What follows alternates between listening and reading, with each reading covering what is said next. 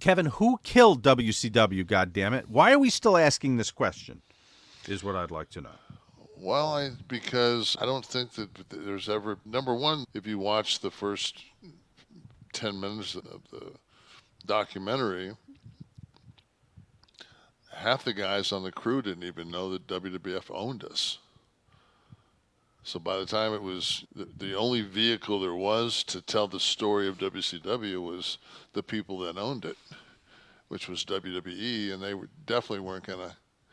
You know what, though? It must have been liberating a little bit to do this gig because it was an outside company. Yeah, but at the same time, Dwayne's on the board of WWE. Yeah, he so, is now.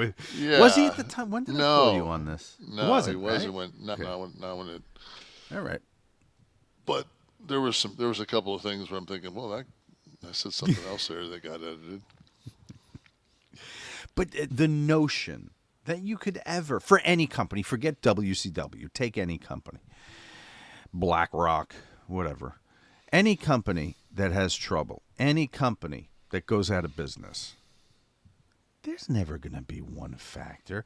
I guess it's titillating to say, though, who killed, but there's a persistence specifically with WCW all the time. But it's because you got wrestling. Because you have baseball fans, you have wrestling marks. So Are they not the same thing? no, because By a different name? they're sitting there going, "Who killed WCW? Who killed the fucking Braves? Because they got sold too. Was it us? Did we kill the Braves? Did we kill the Thrashers? Did we kill the Hawks?" There was a fire sale at AOL because they had a .com crash, and they can sit and they can talk all they want to about all this different shit. The one thing that's definitely being clearly shown is the other, because I was in the bunker with Eric when it was like when he looked at me and just said, "Man," and I said, "You want some help? I'll help you." I didn't say, "Hey, let me take over." I said, "You want some help?" And he was just like, "Yeah." And I went in creatively and helped. I wasn't. Creative is not enough. Specific to this show, we're talking of course about. it's not. People blame Russo. They've blamed Bischoff. The executives took heat. And it's one of the guys said it was like the added that everybody was in it for themselves. It's just like Conan, I think, said that it was like,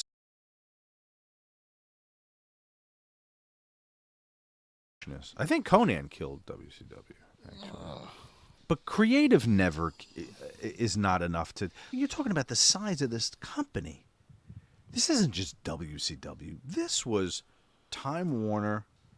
but extension. You look at Everyone forgets. I want a show to be done. Who killed WWE for 83 weeks? Because you could have the exact same conversation about why WCW overtook. Now, here are some valid points. I want to throw these out and just see.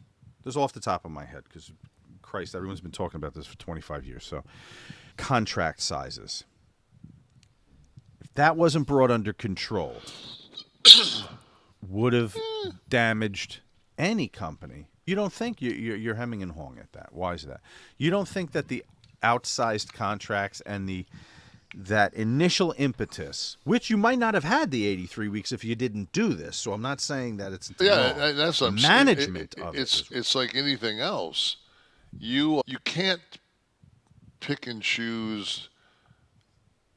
To me, like you have to create the Frankenstein monster first, and then the Frankenstein monster has to get out of the castle and then go throw the kid who's picking the daisies in the lake before you've got a problem. But if there's no Frankenstein monster, so whatever the impetus was to get Frankenstein's monster, you had to do. So it was the management of those finances afterwards that was the issue. Clearly, right? Because you would have had no Kevin, you would have had no Scott, you would have had no Hulk if you couldn't. But you throw also that. have to realize, and I know a lot of people don't know this, and it probably will not get brought up in this documentary. But if you ever watched a WCW pay-per-view, at the end of it, the last thing was brought to you by, produced by, whatever, Turner Home Entertainment. So that's who was getting paid. Turner, when our biggest revenue that we had was the pay-per-views. And Turner Home Entertainment got that in their books. We didn't. So what are you saying? So you're saying that when you said, I'm pretty sure if you cook the books, but wouldn't that money have cascaded down? not if they're spending $40 million on that Holocaust movie or whatever it was that was going on at the same time that opened at a .3. So outside of on WCW's TNT. operations, you're talking about the other entertainment. being produced. We were building up a premium cable channel, and they had to throw this on top of us. Creative accounting was as much a problem, as anything else was. More so than Vince Russo's booking. Yes. Always If have you're to just, laugh. when it comes down to it, you're looking at the bottom line.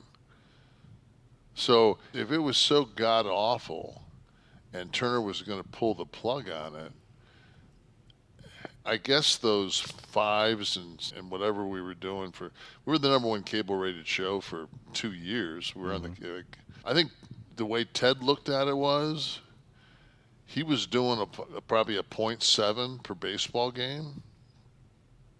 And he didn't have a problem paying Maddox $10 million to pitch every five games.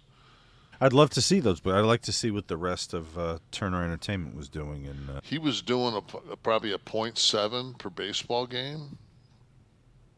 And he didn't have a problem paying Maddox $10 million to pitch every five games. I'd love to see those, but I'd like to see what the rest of Turner Entertainment was doing. And He was doing probably a .7 per baseball game. And he didn't have a problem paying Maddox $10 million to pitch every five games. I'd love to see those, but I'd like to see what the rest of Turner Entertainment was doing. And He was doing probably a .7 per baseball game. And he didn't have a problem paying Maddox $10 million to pitch every five games. I'd love to see those, but I'd like to see what the rest of Turner Entertainment was doing. And